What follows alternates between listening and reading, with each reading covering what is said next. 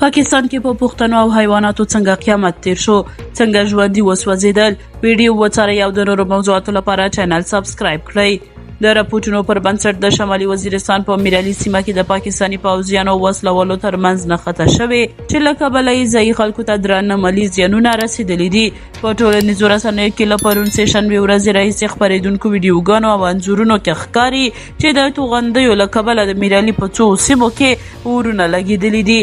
په ویډیوګانو کې دا هم لیدل کېږي چې یو زیات شمېر لوی څاروي سوځېدلي، د سبزیو او میوو مارکیټ ویجاړ شوی او په زیاته اندازه میوې او سبزۍ لوخړه شوي دي.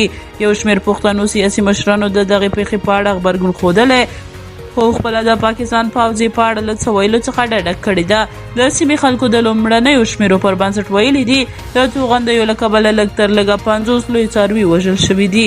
د پښتون ژغورنې غورځنګ مشر منظور احمد پښتين دغه پیښې ته په لومړي غبرګون کې ویلي دا د دغه ریاست طالباني او پوځي کړنلاره ده چې وسله والې ډلې جوړې کړې دي، بیا یې د ختمولو په نوم جګړه پیل کړې او ولسي پښتنو ته